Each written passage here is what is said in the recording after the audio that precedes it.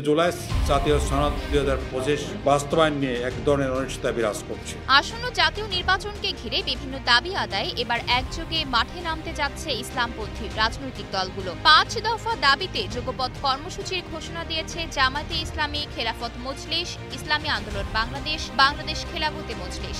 আগামী ১৮ সেপ্টেম্বর রাজধানীর ঢাকায় সমাবেশ ও বিক্ষোভ মিছিল ঘোষণা করেন বাংলাদেশ জামায়াতে ইসলামী। সোমবার দুপুরে 12:30টায় মগবাজার আল ফাতাহ মিলনায়তনে আয়োজিত সংবাদ সম্মেলনে এই কর্মসূচি ঘোষণা করেন জামায়াতের নায়েবে আমির সাবেক এমপি ডক্টর সৈয়দ আব্দুল্লাহ মোহাম্মদ তাহের। জামায়াতের দাবিসমূহ হল নির্বাচনের আগে জুলাই সনদের পূর্ণাঙ্গ বাস্তবায়ন, জাতীয় পার্টি ও ১৪ দলের রাজনীতি নিষিদ্ধ করা, নির্বাচনী লেভেল প্লেইং ফিল্ড নিশ্চিত করা, জুলাই গণহত্যার বিচার এবং পিআরের দাবিতে যুগপৎ আন্দোলনে নামছে বাংলাদেশ জামায়াতে ইসলামী।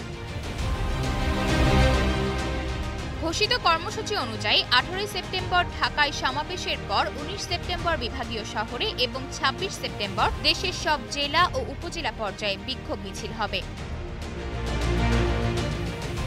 এদিকে আইনি স্বীকৃতি দিয়ে জুলাই সনদ বাস্তবায়ন এবং এর ভিত্তিতে জাতীয় নির্বাচন আয়োজনের দাবি জানিয়ে জামায়াতে ইসলামের সাথে মিল রেখে এদিন সংবাদ সম্মেলনে ৫ দফা দাবি পূরণের লক্ষ্যে যুগপৎ আন্দোলনের ঘোষণা দিয়েছেন ইসলামী আন্দোলন বাংলাদেশের আমির ও চরমোনাই পীর মুফতি সৈয়দ মোহাম্মদ রেজাউল করিম। পাশাপাশি রোববার দুপুরে রাজধানীর পুরানা পল্টনে বাংলাদেশ খেলাফত মজলিসের কেন্দ্রীয় কার্যালয়ে জুলাই সনদ বাস্তবায়ন সহ ৫ দফা দাবিতে ৩ দিনের কর্মসূচি ঘোষণা করেছে বাংলাদেশ খেলাফত মজলিস। সংসদের নিম্নকক্ষ নয় উচ্চকক্ষ পিআর পদ্ধতিতে নির্বাচন ও জুলাই সনদের আইনি ভিত্তি সহ ৬ দাবিতে ৩ দিনের কর্মসূচি ঘোষণা করেছে খেলাফত মজলিসও।